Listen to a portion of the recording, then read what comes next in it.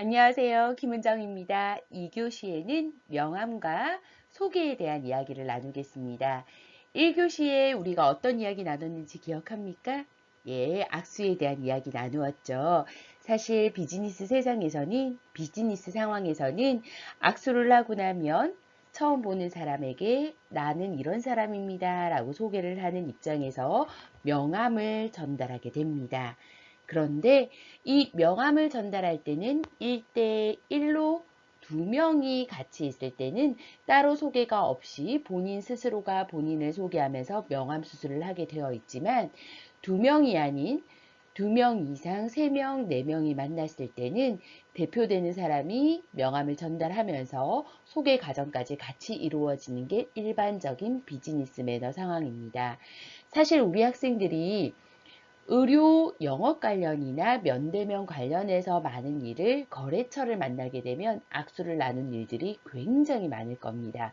그런데 거래처를 만나지 않고 내가 면대면에서 고객 소비자를 만나게 된다라고 하면 악수를 하는 경우보다 명함을 전달해 드리는 경우들을 더 많이 겪게 될 겁니다. 그래서 우리는 이번 두 번째 시간에 명함과 소개에 대한 두 가지 이야기를 같이 나눠보고자 합니다. 자, 명함 매너 하면 기억나는 게 혹시 있습니까? 혹은 우리 학생들은 지금까지 받아본 명함이 있나요? 아니면 지금부터 한번 떠올려 볼게요. 명함 속에는 어떠한 내용이 기재되면 될까요? 네, 맞아요. 본인 이름 적혀야 되겠죠? 저는 누구누구입니다. 라는 것을 알려주는 거기 때문에 본인의 이름이 적혀야 되는 것이 명함입니다. 그리고 상대방이 나에게 연락을 하고자 할 때 연락처가 기재가 되어야 되겠죠. 핸드폰 번호, 회사 전화번호, 이메일 주소, 팩스 번호 등 빠른 시간에 연락이 될 수 있는 연락처 등이 기술이 되어야 되고요. 회사 주소가 적혀 있게 됩니다. 자, 거기에다 회사명이 있을 거고요. 이것이 기본 정보라고 이야기를 드리면 우리 회사는 이러한 회사입니다 라고 해서 간단한 회사 소개가 되어 있는 명함도 있습니다. 그래서 명함이 단면, 앞면만 있는 명함도 있고 양면으로 이루어진 명함도 있죠. 회사 이름만 들어도 바로 이 회사가 어떤 회사인지 안다 라고 하는 회사들도 있습니다. 예를 들어 땡땡 소아과 의원이라고 하면 지금 현재 이 병원 이름이 소아과를 다루고 있고 의원급이구나 라는 것을 병원의 명함만 보고도 짐작이 되는 경우도 있습니다만 사실은 그것이 아니라 무슨 의료기 상가라고 되어 있다라고 하면 이 의료기 상가가 어떤 제품을 더 많이 판매하는지 어떤 제품이 주력인지를 나타내기 위해서 사실은 달라지는 부분이 나타날 수도 있다. 그래서 상대방이 예측하기 어려운 업종이나 업태 같은 경우에는 명함 안에 간단한 내용들이 기술이 되어 있기도 합니다. 그래서 이 명함은요, 내가 나타내고자 하는 우리 회사의 이미지 혹은 나의 정보들을 기술할 수 있는 것이 명함이구나 라고 기억을 해주시면 되고요. 제가 조금 전에 소개를 해드렸던 명함은 비즈니스 명함입니다. 그런데 이 비즈니스 명함 외에도 개인적으로 저도 명함을 갖고 싶습니다. 사교 활동을 하기 위해서 명함을 갖고 싶습니다. 혹은 퇴직 후에 본인의 명함이 필요하신 분들도 계시죠. 어른들 중에서 사회활동을 열심히 하시다가 퇴직을 하셨습니다. 그 이후에 본인의 명함이 없게 되면 그것만으로도 쓸쓸함을 느끼시게 되거나 사회에 속하지 못한 것에 대해서 우울증이 오는 경우 있습니다. 이때 사교활동을 위한 본인만의 명함을 만드시는 경우도 있다라는 것을 같이 전달해 드립니다. 그래서 명함이라는 것은 나를 소개하는 도구이구나 라는 것으로 잘 기억해 주시면 됩니다. 그렇다면 우리는 이러한 명함을 어떻게 전달하면 되는 것인지 한번 정리해 보겠습니다. 1단계는 상대방과 눈을 마주치는 것부터 시작입니다. 우리 인사를 할 때나 명함 수술을 할 때나 악수를 할 때나 처음 맞이를 할 때는 모든 부분에서 상대방을 집중한다, 시선을 맞춘다, 상대방의 눈을 바라본다. 거기에다 하나 더 포인트 있게 미소 띈 얼굴을 한다. 상대방의 눈을 마주치고 미소 띈 얼굴을 하고 우리는 상황에 맞는 인사말을 합니다. 처음 뵙겠습니다. 안녕하십니까? 반갑습니다. 상황에 맞는 인사말을 하고 나를 소개하는 도구로 명함을 전달해 드리는 거기 때문에 소속과 직위와 이름을 밝히면서 명함을 두 손으로 전달합니다. 지금 사진에서 보시게 되면 두 손으로 명함을 전달하고 있죠. 이것처럼 두 손으로 명함을 전달합니다. 자, 한번 다시 정리해 볼게요. 상대방과 눈을 마주칩니다. 그리고 상황에 맞는 인사말을 합니다. 처음 뵙겠습니다. 춘혜병원의 원무과 가장 김은정입니다. 라고 이야기를 하고 두 손으로 명함을 전달합니다. 명함을 받은 사람은 어떻게 하겠습니까? 인사를 한 다음에 상처를 바로함과 동시에 명함을 다시 정중하게 봅니다. 본 상황에서 이렇게 이야기하는 거죠. 아, 춘혜병원 과장님이시네요. 반갑습니다. 라고 이야기합니다. 춘혜병원의 김 과장님이시네요. 라고 이야기를 하기도 하겠죠. 그래서 명함을 받은 상황에서 바로 명함을 구기거나 하지 않습니다. 흔들거나 하지 않습니다. 상대방의 명함을 소중하게 관리하면서 그 명함에 관심을 가지고 집중을 합니다. 아, 누구누구시군요. 라고 정중하게 읽으면서 정중하게 관리를 해주시는 게 명함 전달의 단계다라는 것을 기억을 해주세요. 그림으로 명함을 전달하는 방법을 다시 한번 정리를 해볼까 합니다. 앞에 1교시에서 제 그림 실력 보셨죠? 그래서 기대를 안 하시는 게 좋습니다. 그렇지만 그림으로 설명을 해드리는 게 지금 현재 효율이 가장 높을 것 같아서 그림을 그리면서 보여드릴게요. 자, 여기가 나입니다. 그리고 이쪽이 상대방입니다. 상대방에게 내가 명함을 전달할 때 어느 부분이 보여야 하는가 라는 것이 먼저 포인트 있게 전달해 드릴게요. 지금 이 그림을 그린 것은 명함입니다. 자, 명함을 전달할 때 본인의 이름이 명함에 적힌다라고 이야기를 드렸죠. 제 이름 석자 한번 적어 볼게요. 물론 이 이름 외에도 적히는 것이 연락처도 있을 수 있고 직이나 직급, 회사명이 적힐 수 있습니다. 그런데 어느 방향으로 상대방에게 전달해야 되느냐를 집중하기 위해서 제 이름을 보여드렸어요. 자, 내가 이름을 보기 쉽게 전달하는 것이 아니라 상대방이 보기 쉽게 전달을 해야 된다라는 것에 이야기를 드리고 싶었어요. 그래서 명함을 전달할 때는 이 상대방이 나의 명함을 바로 볼 수 있도록 전달을 한다. 그러기 위해서 나는 어떻게 해야 되겠습니까? 내 이름을 거꾸로 잡고 전달을 해야 되겠죠. 내 명함의 끝을, 양쪽 끝을 잡지만 나는 내 이름을 거꾸로 본다. 거꾸로 보게 되면 상대방은 내 이름을 바로 볼 수 있다. 역시 두 손으로 명함을 수수하기 때문에 상대방 역시도 손을 왼손, 오른손 양 끝을 엄지와 검지로 명함을 받는데 역시 끝 모서리를 받는다라는 것을 기억을 해주세요. 양쪽 모서리를 잡습니다 라고 이야기를 드렸습니다. 이 양쪽 모서리를 잡는다라는 것이 명함의 양쪽 끝을 잡고 상대방에게 전달을 할 겁니다. 전달을 할 때 엄지손가락과 검지손가락을 이용해서 자연스럽게 명함을 잡고 미소 띈 얼굴로 시선 처리를 하면서 안녕하십니까 김은정입니다. 안녕하십니까 춘혜병원의 김 과장입니다. 라고 자연스럽게 본인을 소개해 주셔도 좋습니다. 이렇게 명함 전달할 때는 양쪽 끝을 잡고 두 손으로 전달한다 라는 걸 잘 기억해 주세요. 명함을 주고받을 때는 양손으로 주고받는다 라고 이야기했고요. 이렇게 명함을 주고받을 때는 누가 먼저 주냐 라는 순서가 있습니다. 하급자가 상급자에게 먼저 줍니다. 왜 상급자의 궁금함을 먼저 해결해 줘야 되겠죠. 저는 이런 사람입니다 라고 매너 있게 하급자가 혹은 연소자가 연장자를 우대하고 상급자를 우대한다는 생각으로 먼저 명함을 전달합니다. 그런데 직급이 같을 때는 어떻게 하시면 되냐면요. 이렇게 동시에 수수하시면 됩니다. 지금 양손으로 명함을 잡고 있습니다. 드리려고 애를 쓰고 있습니다. 양손으로 명함을 잡고 드리려고 할 때 받을 손이 없죠. 어떻게 받으시면 되냐면요. 오른손으로는 명함을 계속 잡고 계세요. 자, 이 사진 속으로 한번 볼게요. 이분의 왼손이네요. 그리고 이분의 오른손입니다.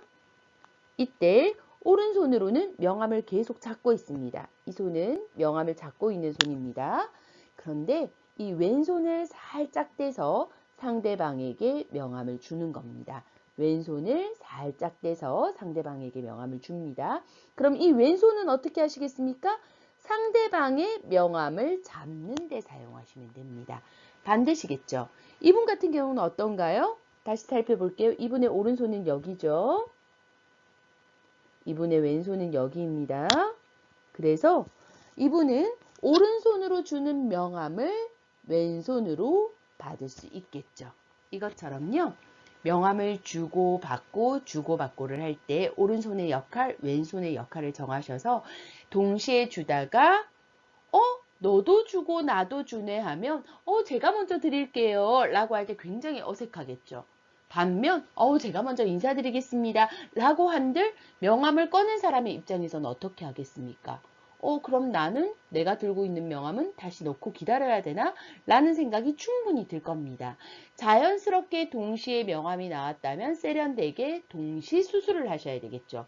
동시 수술을 할 때는 오른손은 어떻게 해요? 끝까지 명함을 잡고 있는다. 잡고 어떻게 하면 되겠습니까? 상대방에게 전달한다. 그렇죠. 왼손은 어떻게 하시겠습니까? 왼손은 상대방의 명함을 잡아야 되겠죠. 상대방의 명함을 내가 받아야 됩니다. 그래서 왼손은 자연스럽게 상대방의 명함을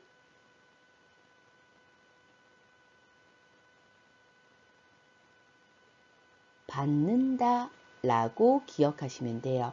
동시수수는 여러 번 연습하셔야지만 자연스럽게 가능해질 수 있습니다. 먼저 머릿속으로 지식을 함량한 후에 내가 어떻게 할 것인지 머릿속으로 이미지 트레이닝을 합니다.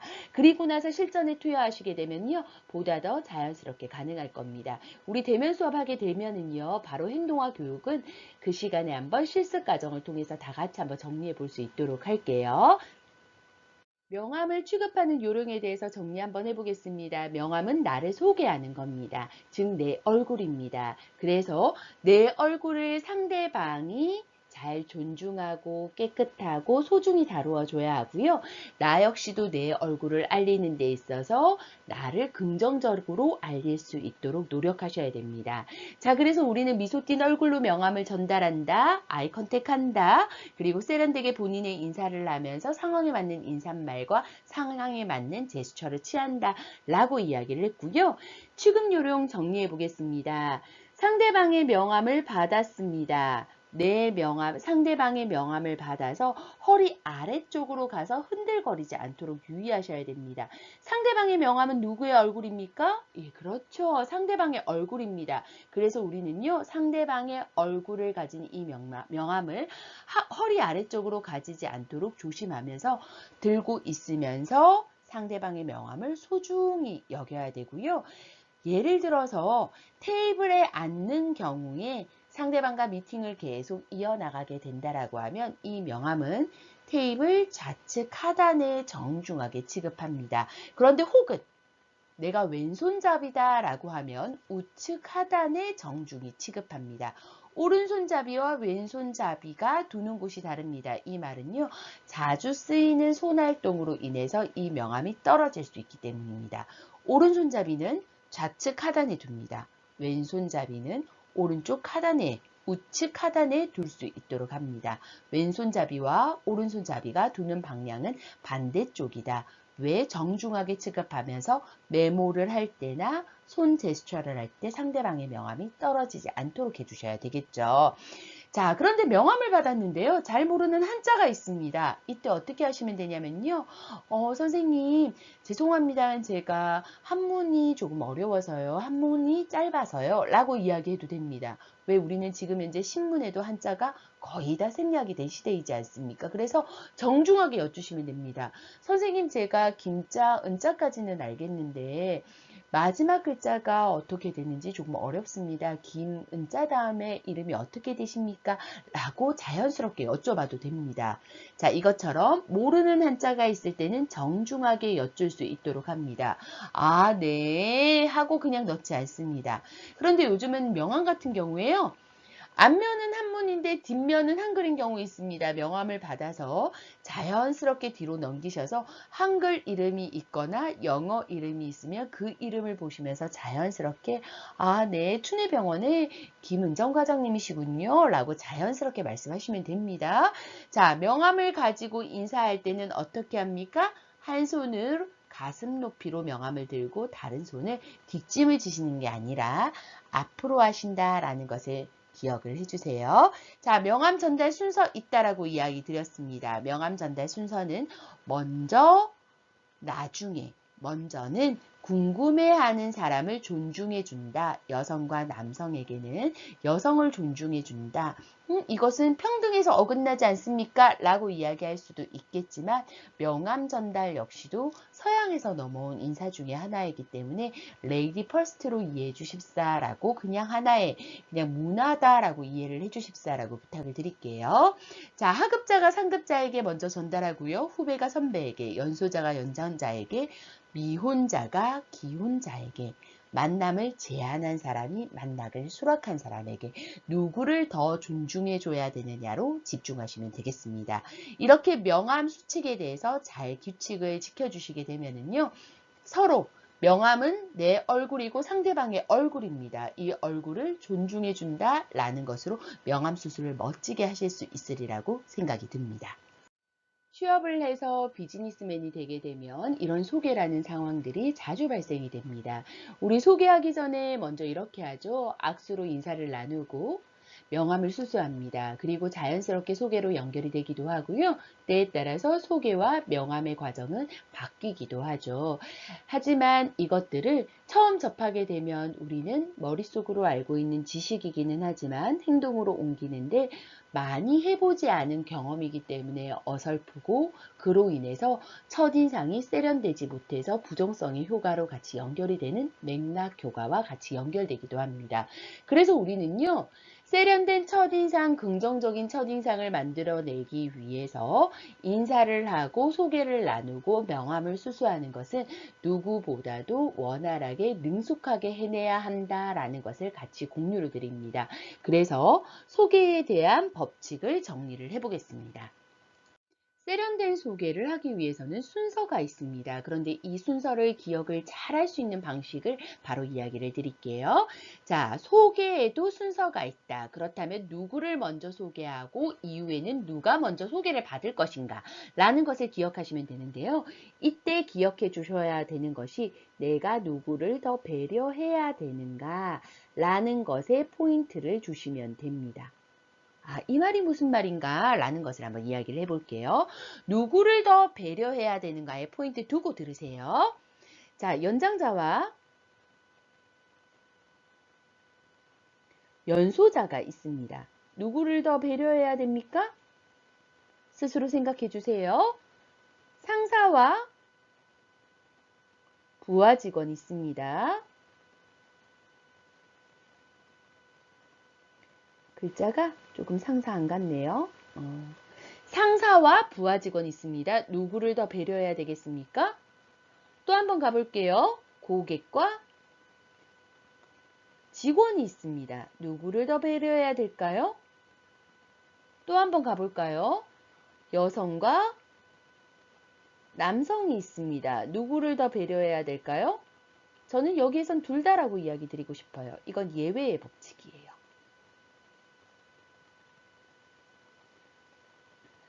자, 이때 누구를 더 배려해야 됩니까? 라고 하면 바로 이거였을 거예요. 연장자요. 그렇죠. 상사요. 그랬겠죠? 고객요. 아마 그러셨을 거예요. 여성과 남성은 모두 다 배려받아야 되는 것이 맞지만 예외의 법칙으로 여성이 여기에서는 규칙 안에 들어가게 됩니다. 자, 다시 이야기 드리면 궁금함을 먼저 해결해 줘야 되는 사람이 바로 여기에 있습니다. 배려를 받는 사람입니다. 물론 연소자, 부하 직원, 직원, 남성들도 배려를 받아야 되는 것은 확실합니다. 하지만 누구의 궁금증을 더 먼저 풀어주느냐? 자, 지금 현재 가로 안에 있는 이 사람들의 궁금증을 먼저 풀어준다라는 것을 기억하면서 뒷화면으로 한번 볼게요. 정리되어 있는 화면입니다. 자, 손 아랫사람을 손 윗사람에게 먼저 소개를 하는 겁니다. 그러면서 누구의 궁금증을 해결해 줍니까? 예, 손 윗사람의 궁금증을 해결해 줍니다. 아버지, 제 친구 철수예요. 사장님, 이번에 발령받은 과장입니다. 이렇게 손 아랫사람을 손 윗사람에게 먼저 소개합니다. 남성을 여성에게 먼저 소개합니다. 제가 예외의 법칙이라고 이야기를 드렸어요.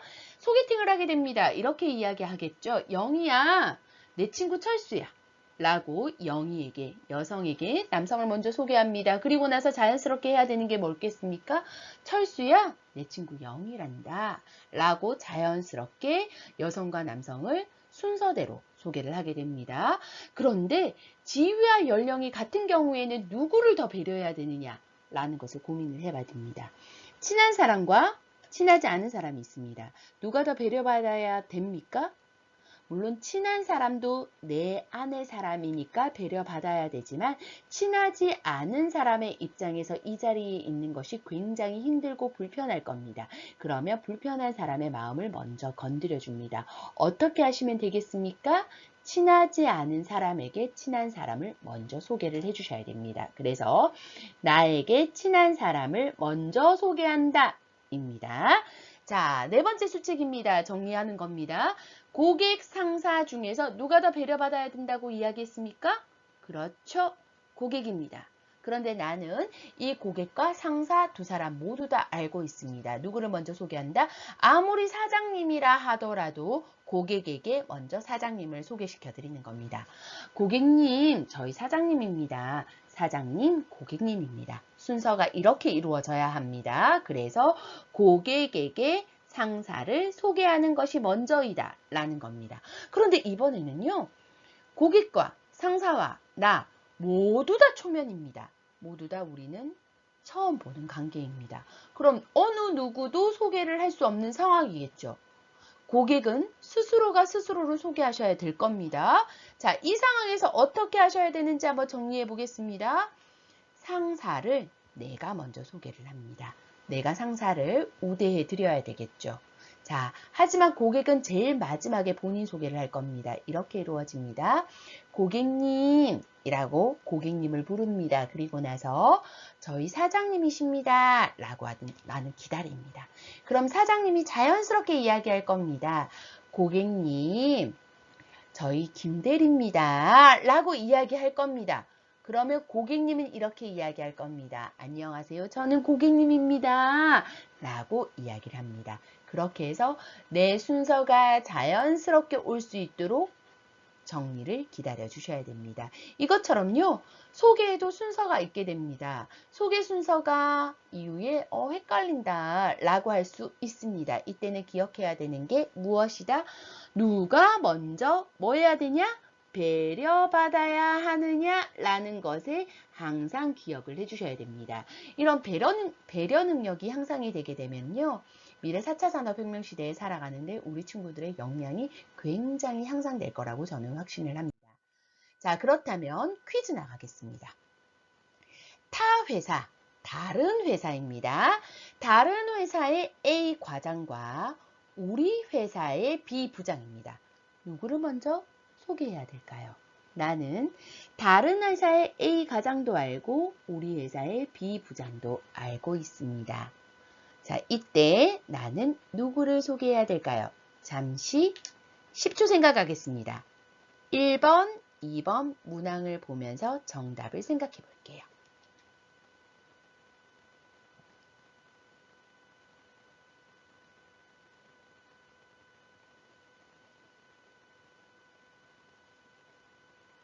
어떻게 퀴즈의 정답은 정리되셨습니까? 아마 우리 학생들 모두가 맞추지 않았을까라는 기대를 해봅니다.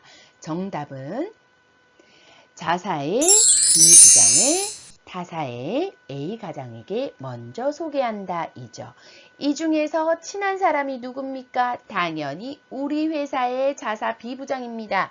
저는 친한 사람이 타사의 A 과장인데요? 라고 하실 수도 있습니다. 하지만 누구를 더 배려해야 됩니까? 우리 회사보다 다른 회사를 더 배려해야 됩니다.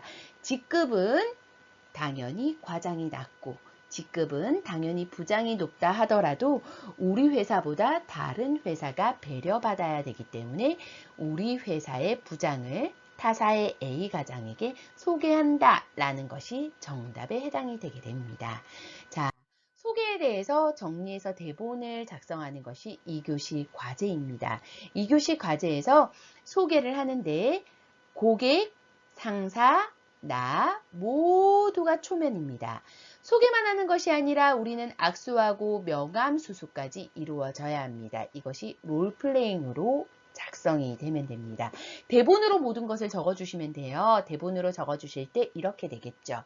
만약에 행동으로 하는 것은 가로 안에 넣습니다. 고객, 상사, 자신 모두 다 초면일 때 우리 순서가 있다 했던 거 기억나시죠? 예, 그 순서에 맞춰서 소개가 끝나게 됩니다. 그러면 악수를 한다, 악수를 하는 것도 생각해 주시고요. 명함 수수를 전달하는데도 어떻게 명함 수수를 하는지를 롤플레잉 과정을 역할극을 말로 할 수 있는 것은 말로, 지문 안에 넣는 것은 지문 안에 넣어서 대본을 작성해 주시면 됩니다. 아마 이 과제가 꽤나 어려울 것 같아요. 그래서 오늘 3교시에는 과제를 따로 내지 않도록 하겠습니다. 오늘 2교시 수업까지 열심히 따라와 줘서 감사해요. 우리는 3교시에 또 만날 수 있도록 하겠습니다. 오늘 고생하셨습니다.